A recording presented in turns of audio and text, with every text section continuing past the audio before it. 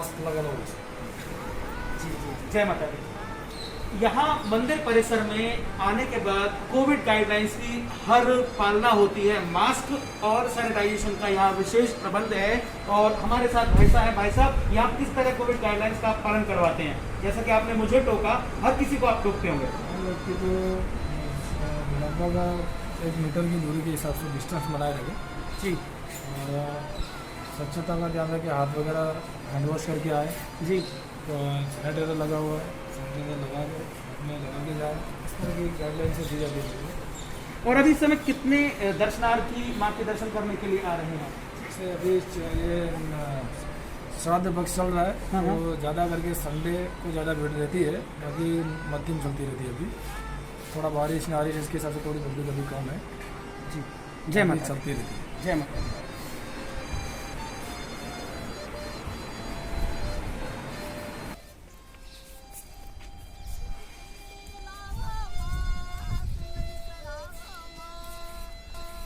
सर्वमंगल मांगल्ये शिवे सर्वार्थ साधिके शरण्यम त्र्यंबके गौरी नारायणी नमोस्तुते।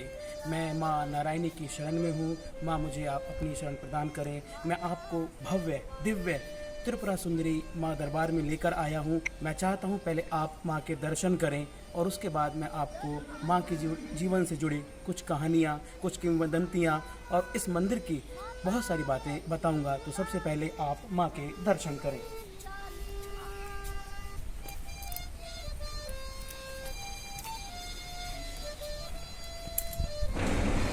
या देवी सर्वभूतेषु माँ सती रूपेण संस्थिता नमस्तस्यै नमस्तस्यै नमस्तस्यै नमो नमः।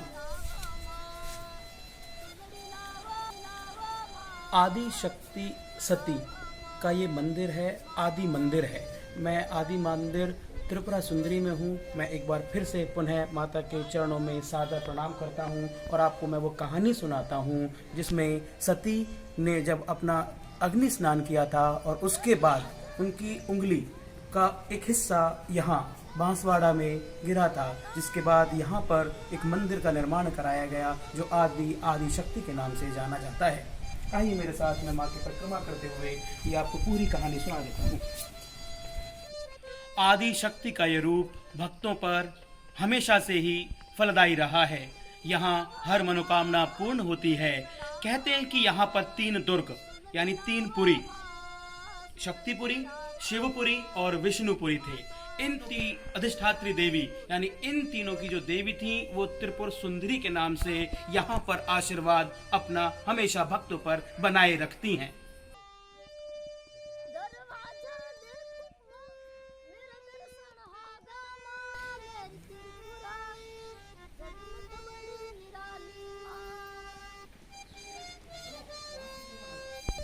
जय माता दी।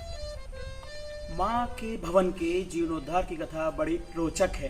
कहते हैं कि माँ के भवन को करीब 1600 साल पहले पांचाल समाज ने बनाया था। हुआ यूं कि पांचाल समाज उस समय समृद्ध समाजों में आता था। माँ ने देखा कि यह समाज कैसा है। उनकी परीक्षा लेने के लिए माँ ने एक भिक्षुणी का रूप लिया और उस समाज के आगे से गई। जो पांचाल समाज था वो कार्य करता रहा, उन्होंने माँ की तरफ देखा नहीं। इस बात को लेकर माँ कुपित हुई और उन्होंने कहा कि आप ऐसे ही कार्य करते रहेंगे। इसके बाद पांचाल समाज ने उनसे क्षमा याचना की। क्षमा याचना करने के बाद पांचाल समाज को माँ ने आशीर्वाद दिया और उसके बाद पांचाल समाज ने ही यानी पांचालों ने इस मंदिर का जीर्णोद्धार किया, जो आज एक आलीशान और भव्य इमारत के रूप में हम सबको आशीर्वाद प्रदान करता है। माँ का यह आशीर्वाद अविरल आप पर ऐसे ही बना रहे। जय माता दी। जय माता दी। भाई साहब, आप कब से इस मंदिर में आ रहे हैं और आपकी आस्था श्रद्धा के भावों को मैं जानना चाहूँगा। पहली बार माता त्रिपुरा सुंदरी के मंदिर में आया हूँ। मुझे यहाँ की बहुत ही शांति का अनुभव हुआ है और जब मेरे को पता चला कि मैं बांसवाड़ा आ रहा हूँ तो मैंने ये तय कर लिया था कि माता त्रिपुरा सुंदरी के मंदिर में मैं अवश्य जाऊँगा और आज आया हूँ। मुझे बहुत अच्छा लगा। वैसे मैं आपको बताना चाहूँगा, हम और आप ये करने वाले क्या होते हो तो माँ के दर्शन अगर वो जिसको देना चाहें वो उसी को दे पाती हैं। आप आए, बहुत बहुत अच्छा लगा होगा आपको। माँ का फल आपको हमेशा प्राप्त होता रहे। दर्शन आप ऐसे ही करते रहें। और भी मेरे साथ कुछ श्रद्धालु हैं। आप कहाँ से आ रहे हैं भाई साहब? यहाँ जालाना से।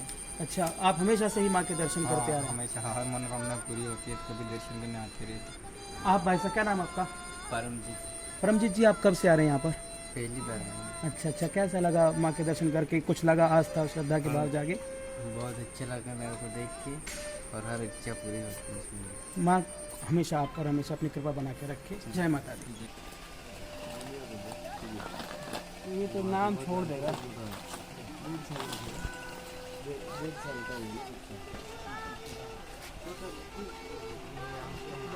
अभी इस समय कोविड चल रहा है, तो कितने अभी आपको लग रहा है ग्राहक आ जाते हैं आपके पास, और कितने लोग दर्शन करने के लिए आते हैं मंदिर में?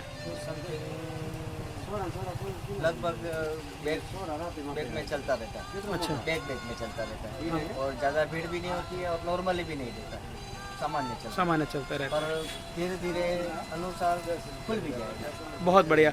वैसे तो माँ की कृपा हमेशा से ही भक्तों पर रहती है, आनंददायी रहती है। अभी आपका काम और कारोबार कैसा चल रहा है? क्योंकि अभी कोविड चल रहा है, 2 साल से बहुत चीज़ें बंद हैं और दर्शन भी बंद हो गए थे पिछले दिनों, तो अभी कैसा चल रहा है आपका? आनंददायी चल रहा है। माता जी की कृपा बरसती रहती है। अभी भाई साहब ने क्या खरीदा है?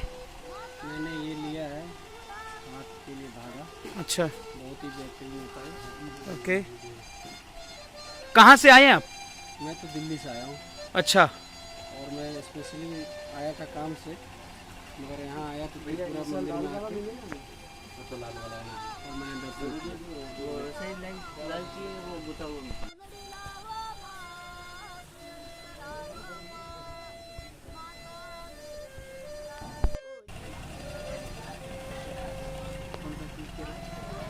क्या नाम भाई साहब आपका?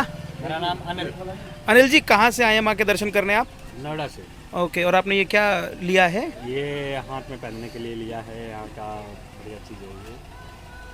अगर आप भी दूर से आते हैं तो मैं आपसे सिर्फ इतनी सी रिक्वेस्ट करूंगा कि इस समय आप कुछ भी खरीदते हैं तो लोगों का पेट और मन दोनों भरेगा। तो आपसे छोटी सी रिक्वेस्ट कि आप भी अगर माँ के दर्शन करने आते हैं तो कुछ भी अपनी ज़रूरत का सामान या बच्चों की ज़रूरत का सामान, बच्चों के खिलौने या प्रसाद, कुछ भी जो देखो आप ये दुकानें देख रहे हैं, इनसे ज़रूर खरीदें।